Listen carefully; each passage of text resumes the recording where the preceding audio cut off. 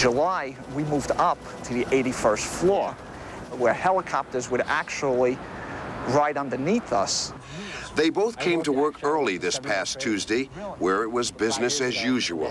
It's early this Tuesday morning, the 11th of September, 2001. But not for long. 8:50 or so, I heard a boom. Yeah, there's Tom Kaminsky, Chopper 880. All right, Pat, we are just currently getting a look at the World Trade Center. We have... So when it hit, first thing I did was, I got knocked down. Anthony jumped back up and looked out the window. What he saw horrified him. Some people, debris falling, a lot of ashes, a lot of fire, a lot of smoke. That was so scary. That's when I started, panicking. Everyone on the 81st floor ran for the emergency exit and started down the stairs. At first, they made steady progress. We're on the 50th floor, the 40th floor, the 30th floor. But as we're going down, we're seeing firemen resting. The sweat is dripping off their face, and they're carrying oxygen tanks. And you start to think, are you going to make it?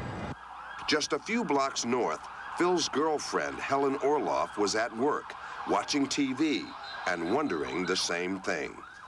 I became hysterical, and I tried to call him, and I couldn't get him, obviously. He kept saying that my heart is in that building. Phil finally made it to the lobby of Tower 1. He was just about free of the building, but then... What's the other jet doing? Holy f***. Dad! Oh, my God! That's when the second plane hit Tower 2. All over. Lights went out, 3 cops jumped on top of me. One guy gave me his helmet, and I covered my face, and they just said, remain calm. They were in darkness, the air thick with smoke and dust. And the cop said, let's get out of here, and he started feeling his way around. Once we saw that bit of light, I don't think anything would have stopped us. I walked out, it was literally a war zone.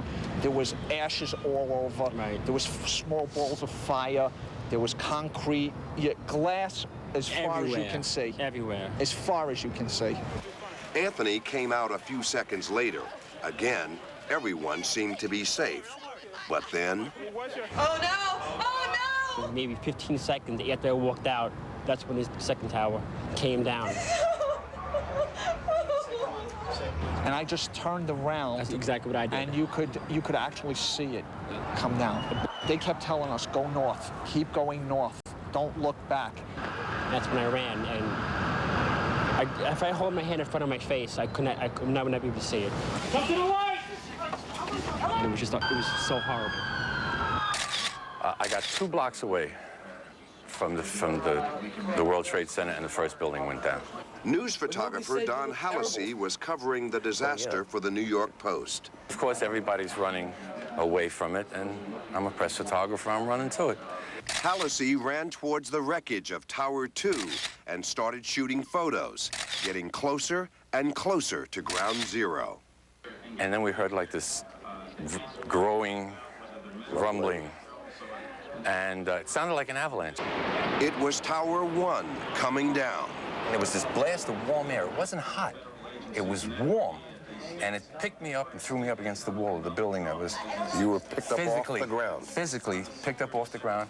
And I'd say like from here to... I was about from here to the end of the partition here. Yeah. And I'm screaming, anybody out there? Anybody alive?